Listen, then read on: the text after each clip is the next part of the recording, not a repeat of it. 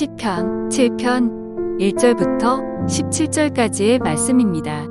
여호와 내 하나님이여, 내가 주께 피하오니 나를 쫓아오는 모든 자들에게서 나를 구원하여 내소서. 건져낼 자가 없으면 그들이 사자같이 나를 찢고 뜯을까 하나이다. 여호와 내 하나님이여, 내가 이런 일을 행하였거나 내 손에 죄악이 있거나 화친한 자를 악으로 갚았거나 내 대적에게서 까닭없이 빼앗았거든 원수가 나의 영혼을 쫓아잡아 내 생명을 땅에 짓밟게 하고 내 영광을 먼지 속에 살게 하소서. 셀라. 여호와여, 진노로 일어나사 내 대적들의 노를 막으시며 나를 위하여 깨소서. 주께서 심판을 명령하셨나이다.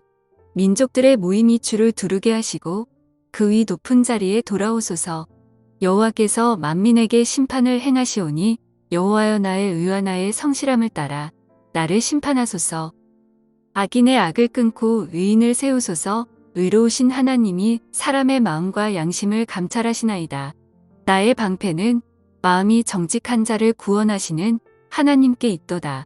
하나님은 의로우신 재판장이시며 매일 분노하시는 하나님이시로다. 사람이 회개하지 아니하면 그가 그의 칼을 가심이여 그의 활을 이미 당기어 예비하셨도다. 죽일 도구를 또한 예비하심이여 그가 만든 화살은 불화살들이로다. 악인이 죄악을 낳음이여 재앙을 베어 거짓을 낳았도다. 그가 웅덩이를 파 만들미여 재가 만든 함정에 빠졌도다. 그의 재앙은 자기 머리로 돌아가고 그의 포악은 자기 정수리에 내리리로다.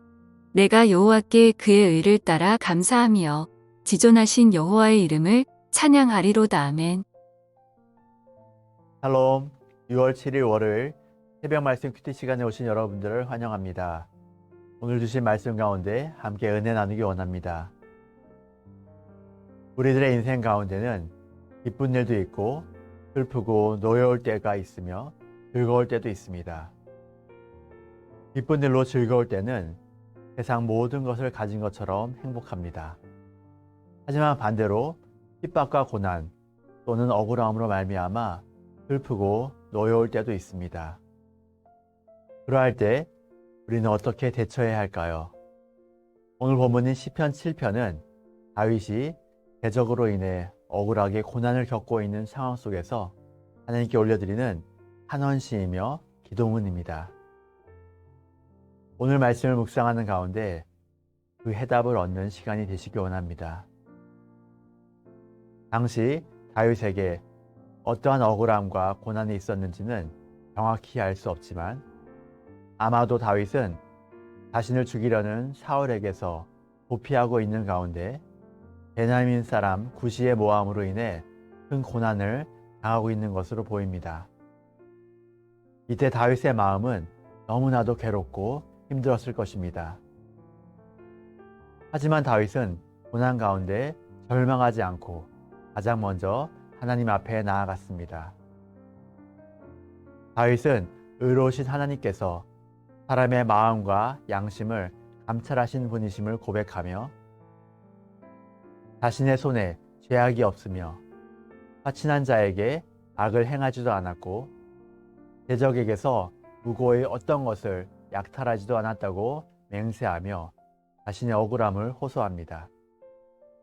그는 하나님 앞에서 자신의 모습을 점검하고 억울함을 낱낱이 아뢰며 이 모든 상황을 하나님의 손에 맡겨드렸습니다.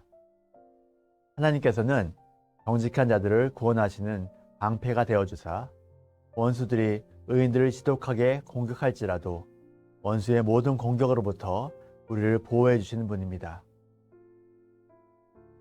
다윗은 이런 하나님을 굳게 믿었기에 환난 가운데 하나님께로 나아간 것입니다. 시편 91편 4절입니다. 그가 너를 그의 깃으로 덮으시리니 내가 그의 날개 아래에 피하리로다. 그의 진실함은 방패와 손방패가 되시나니. 우리가 어떠한 어려움 가운데 처한다 할지라도 하나님께서는 당신의 날개 깃으로 우리를 덮어주셔서 우리에게 닥쳐오는 모든 환난을 막아주시는 분이십니다. 또한 하나님께서는 의로우신 재판장이 되셔서 악을 행하는 자들을 철저하게 심판하시는 분입니다. 11절의 말씀입니다. 하나님은 의로우신 재판장이시며 매일 분노하시는 하나님이시로다. 세상은 온통 죄악으로 가득 차 있기 때문에 하나님의 거룩한 분노로 인한 심판은 멈출 수가 없습니다. 그러므로 죄인들은 하나님의 거룩한 진노를 피하기 위해 죄악을 회개해야 합니다. 그들이 회개하지 않을 경우에는 칼과 불화살의 재앙을 받게 될 것이라고 경고하십니다.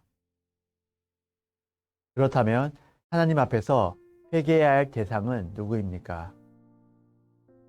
거룩하신 하나님께서 보시기에 모든 사람은 예외 없이 타락한 죄인들이기에 모든 인류가 회개의 대상이 됩니다. 하나님께서는 누구든지 하나님 앞에 나와 죄악에서 돌이켜 회개하는 자에게는 죄사함의 은혜를 베풀어 주십니다. 하지만 타락한 인류 가운데 스스로 회개의 자리로 나아갈 수 있는 자는 아무도 없습니다. 그래서 하나님께서는 세상을 사랑하사 예수 그리스도를 우리의 구원자로 보내주셨습니다. 우리가 이러한 사실을 믿는 순간 일어나는 놀라운 변화가 무엇입니까? 그것은 바로 내가 죄인임을 깨닫게 되는 것입니다. 그 이유는 우리의 어두운 마음에 빛 대신 예수님께서 들어오심으로 말미암아 우리의 마음이 얼마나 추악하고 더러운지를 깨닫게 해주시기 때문입니다. 그러므로 회개는 그리스도 안에 거할 때에 가능한 것입니다. 우리가 하나님 앞에 예수님의 이름을 힘입어 회개하는 삶을 살아 자신을 말씀 앞에 거룩하게 세워갈 때에 하나님께서는 우리를 의의 길로 인도하사 하나님의 은혜를 경험하는 삶을 살게 해주십니다. 그리고 심판 때에 의인이라 칭함받게 해주실 것입니다. 말씀을 맺겠습니다. 우리는 인생을 살아가며 늘 희노애락을 경험합니다.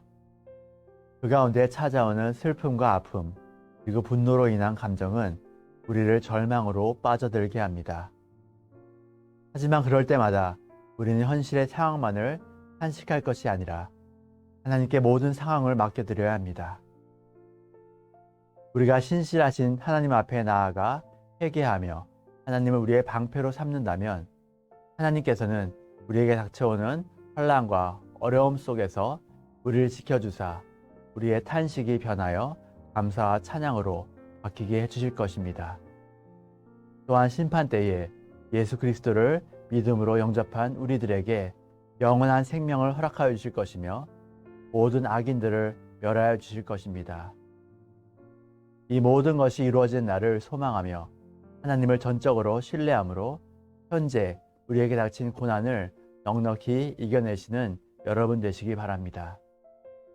오늘의 적용입니다. 힘을 내세요라는 복음 성가가 있습니다. 이 찬양을 부르면서 오늘 하루도 믿음으로 승리하시기 바랍니다. 함께 기도하시겠습니다. 하나님 아버지, 저희들이 이 세상 가운데 살아가면서 겪게 되는 고난 가운데서 우리의 방패가 되어주시고 의로운 재판장이 되어주셔서 감사합니다. 오늘 하루도 우리가 어떤 상황 가운데 있다 할지라도 주님을 의지하여 승리하는 복된 날 되게 하여 주시옵소서. 예수 그리스도 이름으로 기도드립니다. 아멘.